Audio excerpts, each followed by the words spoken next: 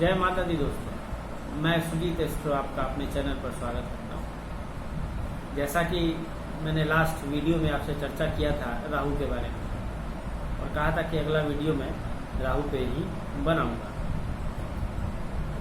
तो उसी क्रम को आगे बढ़ाते हुए ये वीडियो आपके सामने रख रहा हूँ जो राहु पे आधारित है। इसमें हम जानेंगे, इसमें मैं बताने की आपको कोशिश करूंगा कि राहु कितना शुभ और कितना अशुभ है, क्योंकि एक भय का वातावरण बना हुआ रहता है राहु को लेकर। राहु देव के बारे में सदैव हम उनसे भयभीत होते रहते हैं या हमें भयभीत किया जाता है, दोनों बातें। लेकिन मैं बस आपसे कुछ उनके सुखद परिणामों की चर्चा करूंगा।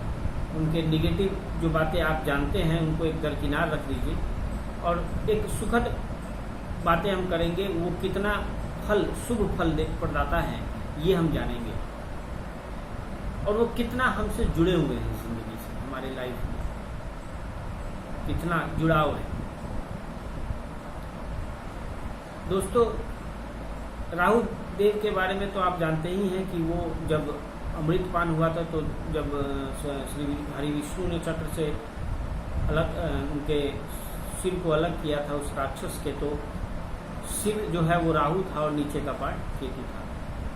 तो ये क्या इंडिकेट करता है? ये इंडिकेट करता है कि राहु बुद्धि है, उसके पास सोचने समझने की शक्ति है।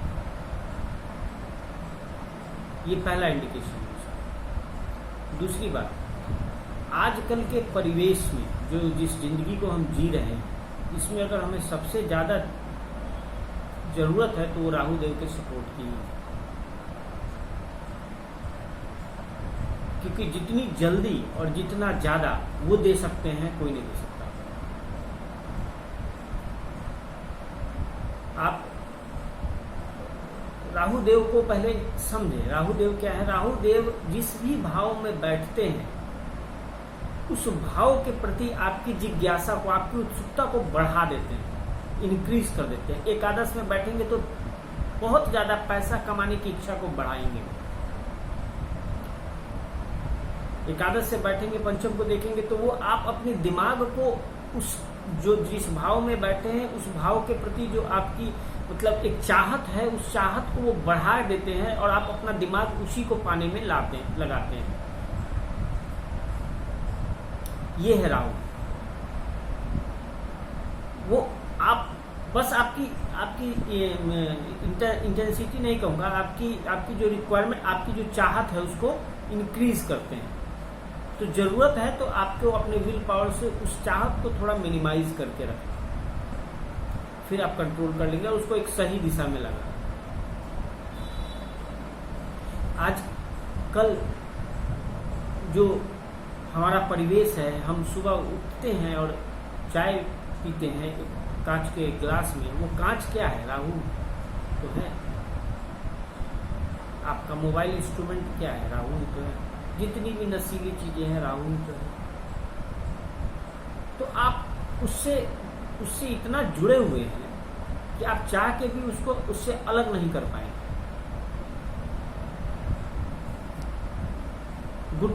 अब देखिए, आप गुटखा खाया, गुटखा जिनको खाने की आदत है, वो गुटखा जब खाते हैं, जब नहीं खाते हैं तो उनके अंदर एक तीव्र इच्छा होती है उसको खाने की। वही तीव्र इच्छा राहु है।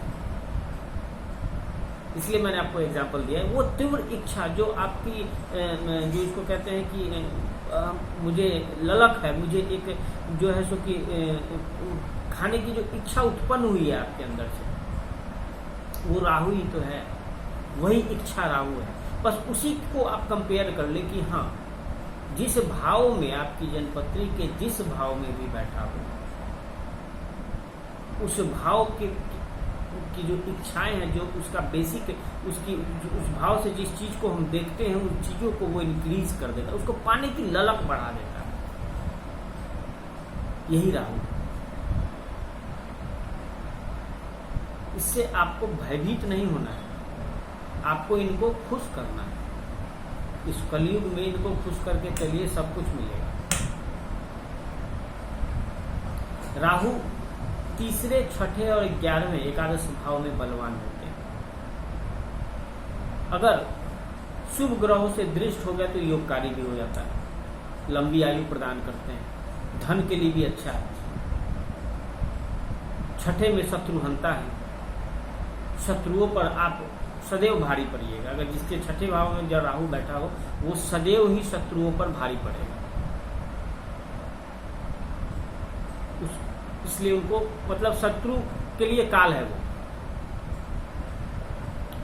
मिथुन राशि, कन्या राशि इनको अच्छा लगता है। मिथुन और कन्या का अगर राहु आपकी जन्मपत्री में केंद्र में बैठा है और केंद्र और वहाँ वो किसी भी केंद्र के ग्रहों के साथ संबंध बना रहा है तो वो आपको योगकारी है, यो राजयोग कारक है, वो राजयोग देगा आपको। और जब वो देगा, वो अपनी दशा अंतरदशा में जब वो देगा, जब वो आएगा तो फिर तो आप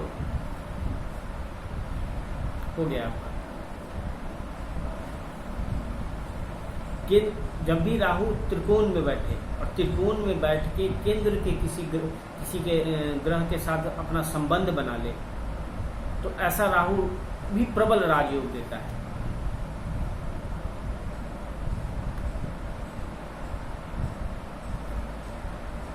और वो सर्वाधिक शुभ भी माना जाता है।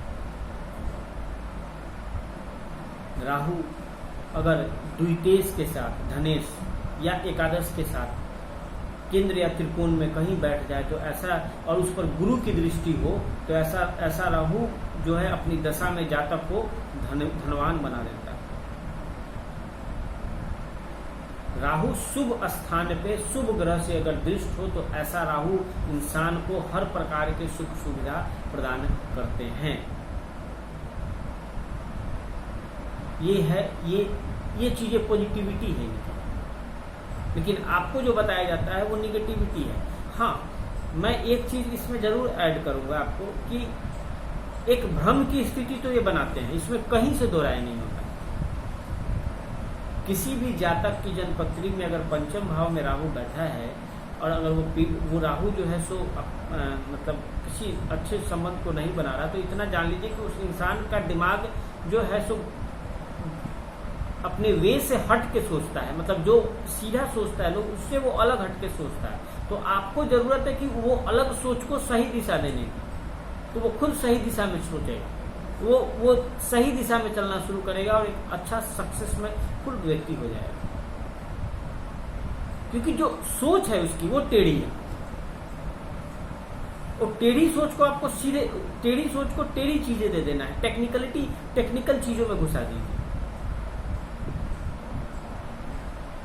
वो बड़ा अच्छी चीज है। कभी राहु पंचम में बैठा राहु अगर पंचमेश के साथ या फिर आपका ये केंद्र भी इसके साथ संबंध बना रहा है तो वैसा इंसान वैसी चीजों में पारंगत हो जाएगा जिस चीजों को सब कोई नहीं जान सकता। क्योंकि राहु क्या है, रहस्य है, तंत्र मंत्र का ज्ञाता होता है इंसान जिनका राहु अच्छा होता है। राहु का संबंध त्रिकोण से बनता है, वैसे लोग। अष्टम में बैठा राहु भी इन सब चीजों को देता है। राहु गड़ा हुआ धन भी दिलाता है अष्टम में बैठा राहु। तो राहु से दोस्तों डरने की आवश्यकता नहीं है। डर का जो माहौल बना है वो उस माहौल से बाहर निकलिए, पॉजिटिव सोचिए उसके बारे में। आजकल के परिवेश में बिना राहु के आप कुछ नहीं कर सकते। आपको हर हाल में राहु का सपोर्ट चाहिए। अभी कुछ दिन पहले आपने देखा होगा कि एक जो गीतकार सिंगर थी जो भीख मांग रही थी और वो फिर अचानक से हाईलाइट हुआ। क्या था वो? राहु कहीं तो नहीं था, वो राहु तो है। और है क्या? रातों रात आपकी तकदीर बदल देगा, वो कैपेसिटी रखता है राहु। जरूरत है 2-3 चीजों के प्रिकॉशन की।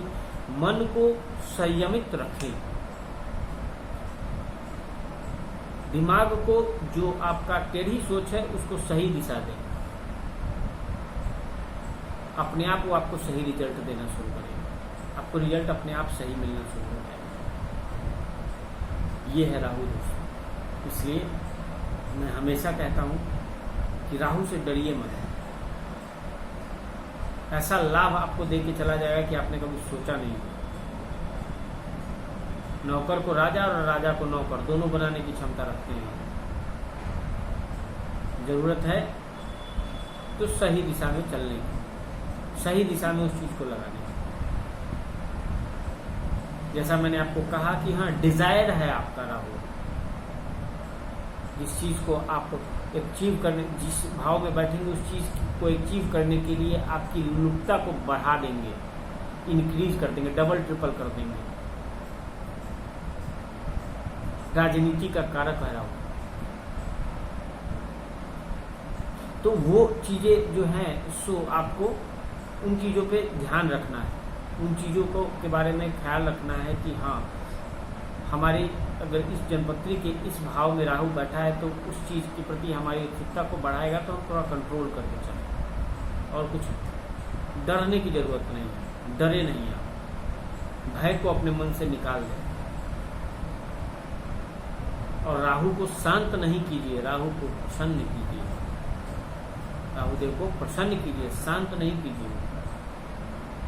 जन्मपत्री में अगर अच्छे भाव में है, अच्छी जगह पे हैं, पर अच्छे परिणाम देने वाले हैं, तो उस कंडीशन में उनको खुश करके रखिए, खुश कीजिए। देखिए फिर कमाल, उनके वैदिक मंत्र का जाप कीजिए। हाँ, कुछ कंडीशंस होते हैं जिस कंडीशंस में हमें राहु को थोड़ा सा दबाना पड़ता है, कारण है कि वो उस ट्रैक में रहता है। तो इसलिए दोस्तों, राहु से डरिए मत, ये शुभ है, अशुभ नहीं। ये शुभ परिणाम देने वाले हैं और अति शुभ। आज के लिए बस इतना ही, वीडियो बहुत लंबा हो रहा है, आज के लिए इतना ही। और दोस्तों, जाते जाते आपसे निवेदन करता जाऊंगा कि मेरे वीडियो को लाइक और सब्सक्राइब जरूर करें, कमेंट बॉक्स में अपना कमेंट जरूर डालें, और मुझसे अगर मिलना हो तो मेरा नंबर डिस्क्रिप्शन में दिया हुआ है, उस पर कॉल करके अपॉइंटमेंट ले सकते हैं।